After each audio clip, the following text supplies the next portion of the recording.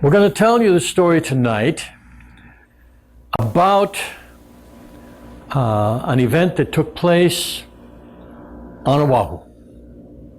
Very, very long time ago, when there were not very many people living on Oahu.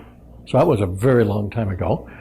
And way up at the end of Manoa Valley.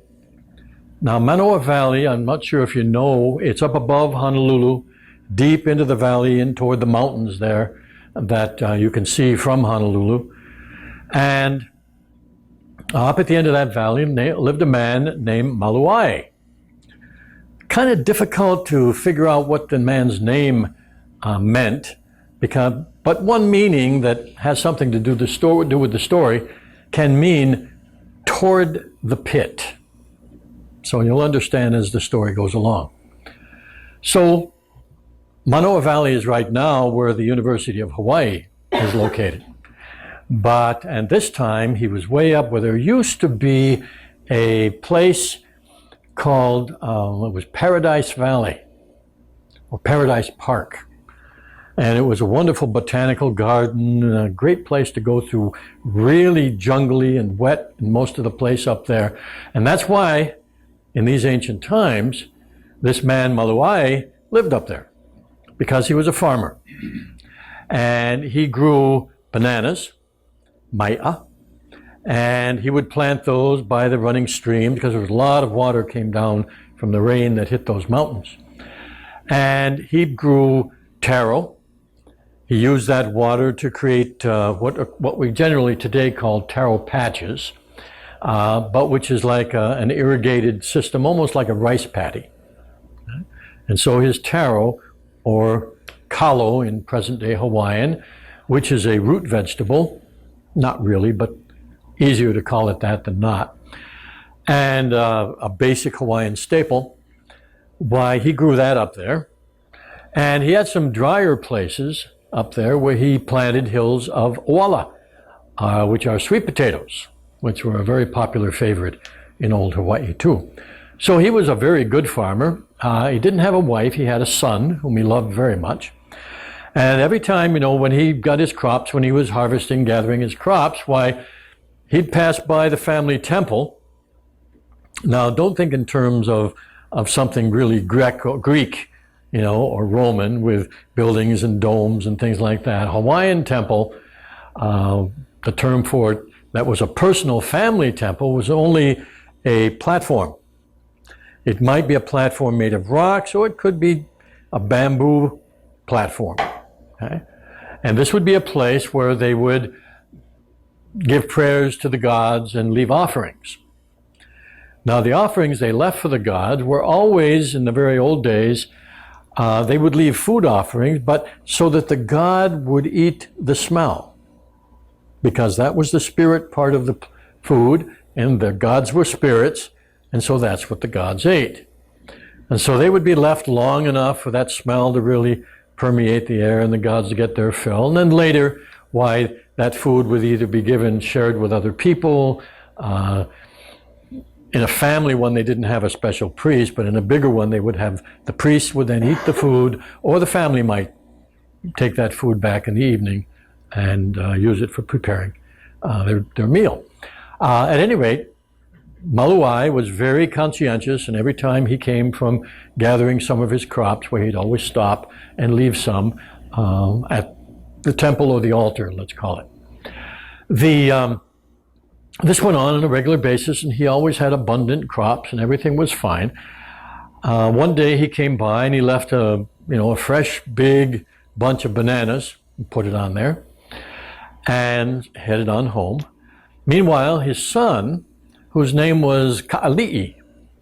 Now, Ka'ali'i can mean little roll around, because he would wander all over the place, and he was got himself into trouble, and he was kind of mischievous and very carefree about everything.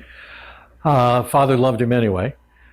But one of these times, this time as a matter of fact, when Maluai left and headed home, why, Ka'ali'i was passing by later on, and he was tired and hungry, and he saw the bananas.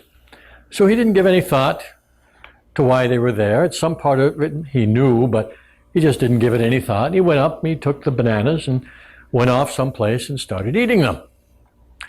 Well, about the time came for the gods to come for their regular whiff of food, and they looked down on the altar and there was no food. They could tell there was a trace that there were bananas there, but the bananas were gone, and this was very unusual. So they wandered with their godlike eyes all around the area, and they finally found Kahili over by the river, just eating those bananas one right after the other. Well, they got very angry, really upset that this boy had taken their food, and so, like angry gods will do sometimes, they killed him. And they took his spirit or ghost, in usually the Hawaiian tales it's called a ghost, but it's this, so we'll call it a ghost in this story. And they left his body there and they threw his ghost down into the underworld, a place called Milu. And so then they went on their way.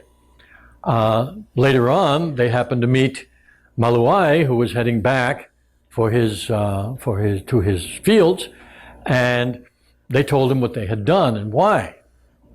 Now, Maluai really loved his son, and he got really upset. And he went and found the body, he wrapped it in tapa cloth, carried it home, laid it in the sleeping hut, laid down beside it, and decided to lay there and die so that he could join his ghost, could join the ghost of his son down in the underworld. Well, a day went by and the gods went down and there was no food. They searched all around, there was no one else eating any. Another day went by and still no food. This was highly unusual. So they turned their godlike eyes over to where Maluai slept. And they saw him down there. And they said to each other, didn't have any idea it was going to affect him this much, we shouldn't have done that. And he said, yeah, because we're not getting any worship and we're not getting any food. This can't happen, so we better go down, tell him we're sorry, and give him a chance to get his son's spirit back, his ghost. So they went down, talked to Maluai, and said, look, we'll give you the power to go get your son's ghost and bring him back. He says, no, forget it. I'm just going to die so I can be with him forever. And then I can lead him on to a better place.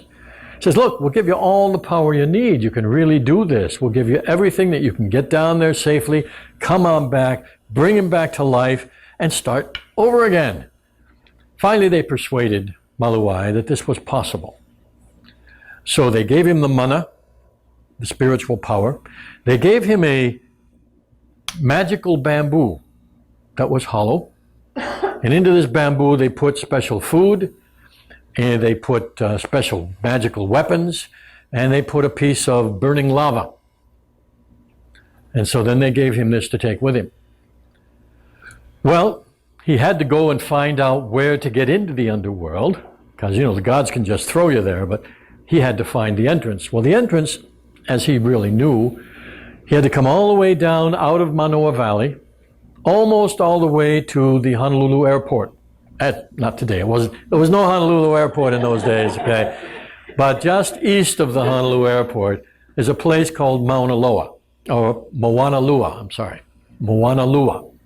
At one time in Hawaii's history, it was a big, beautiful estate, and some of it still is private land. But Moana Lua now is a town, and it is right near the sea. At one time, it was extended from the mountains all the way to the ocean. There's a little bay right by the airport where it comes down. And this was the place of a special temple called Lena o Kapo. And this was the kind of temple which was used as a leaping off place for the spirits of the dead. And so I forgot to mention, the other thing the gods did was give him a ghost body to use. Because he wasn't dead, they left his living body in a deep sleep in his house and gave him a ghost body to travel with. So he traveled down to Moana Lua in his ghost body to this temple, and what you had to do, there was a breadfruit tree called lei wallow. Not really sure of the meaning of that. A lei is a wreath. It's usually a flower leaf wreath. Wallow is a word that doesn't make any sense in that context. So maybe one time it had a much longer name. Anyway, that was the name of the breadfruit tree. So he climbed up onto the most rotten branch he could find, because what you had to do was climb onto a branch, wait until it rotted, and then you'd fall down into the underworld called Po, Milu or Po. So he found one that was pretty rotten already, and there were already some ghosts sitting on it. So he climbed up, and his weight was enough to make it go crashing down, and down he went in to the underworld. Well, he immediately began looking around for his son. And then there were some nice ghosts down there, and they gave him directions because his son had been thrown into the very deepest part and most dangerous part of the underworld. So as he started making his way down there, there were guardians, and he had to make his way around them, and he took some of the food that he was carrying that gave him more strength, and more courage and confidence. And then finally there were ghost warriors trying to stop him from going any farther. He pulled out his magical spear out of his bamboo, pulled out a magical club, went into battle after battle after battle of defeating these warriors until finally he was able to get all the way down to the bottom, which was called Papaku, which means the deepest foundation. And there he found his son's ghost. And he took him, and they started heading for the surface. Well, there were more battles and more battles and more battles all the way up until finally there were so many ghost warriors around him that the last thing he did was he pulled out that lava and he threw it onto the dry land, really, really dry down there, okay? And it caught fire, and the fire got so big that it pushed away all the ghosts, and they were able to make their way back up to the surface, got back to their home.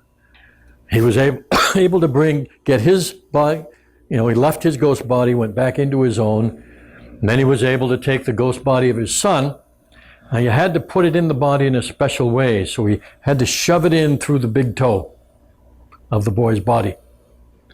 And then he would kind of just keep working it in and working it in and working it in and working it up until the ghost was all the way back into the boy's body, and he came alive again. And Maluai was so grateful that he began his crops again, began farming again, began leaving offerings for the gods again, and he and his son lived in that valley for the rest of their days, happily ever after. Okay.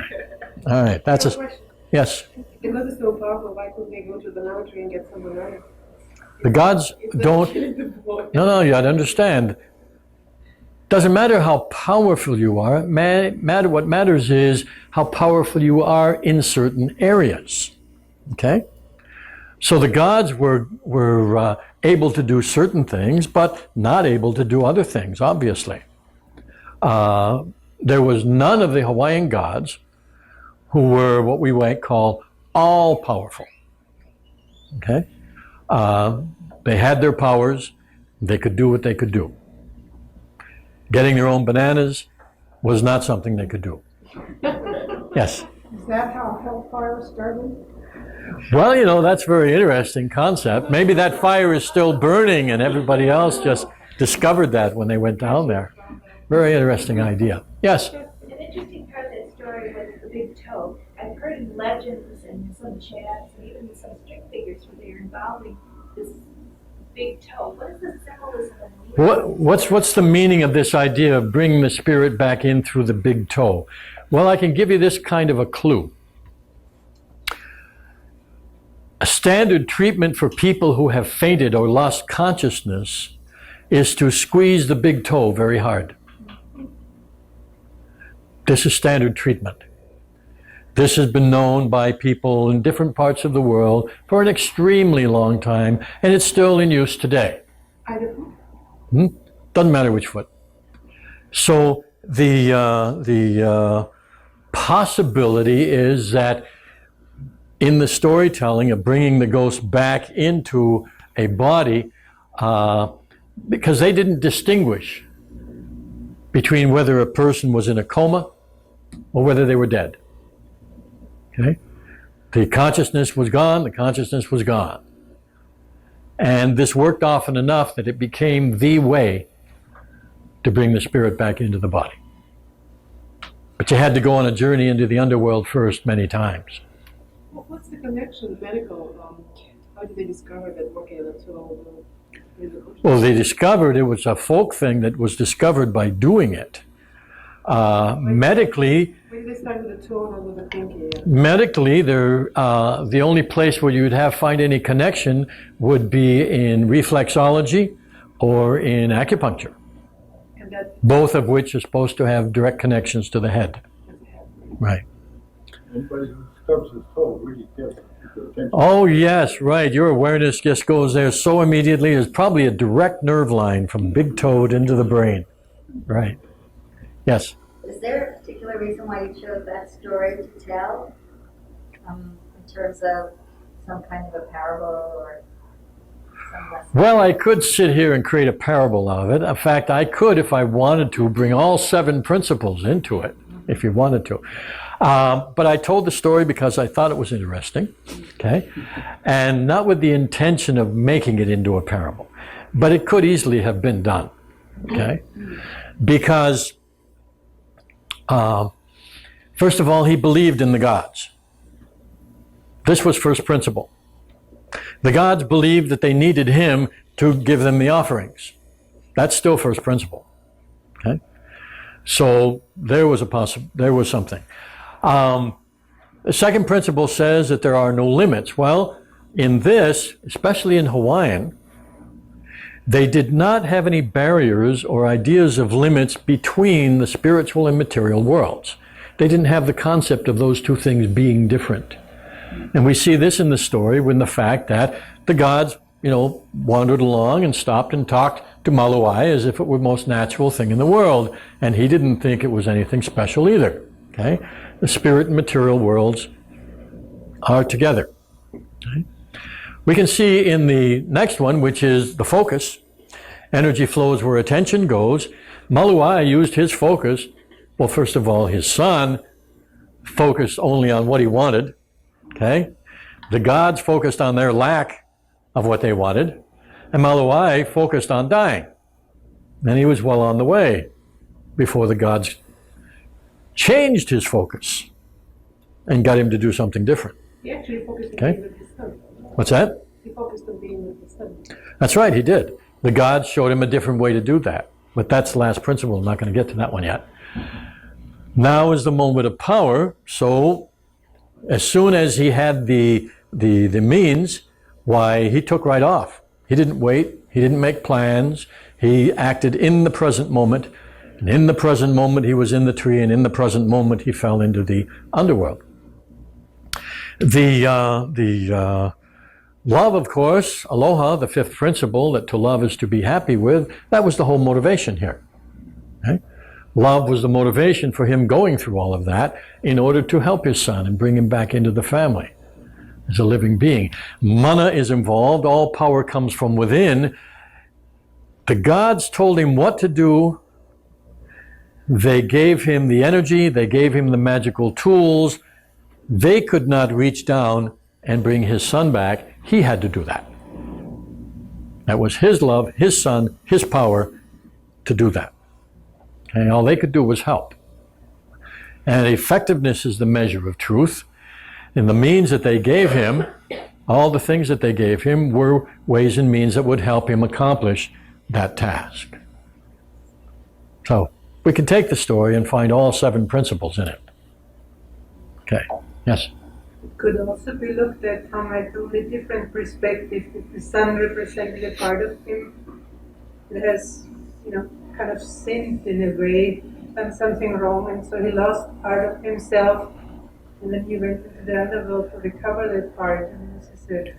Could this be looked at as something like a shamanic soul retrieval, where a person has lost a part of himself and must go into the inner world in order to retrieve that part to make himself whole again? Sure, it could be read that way, certainly, because those were shamanic practices.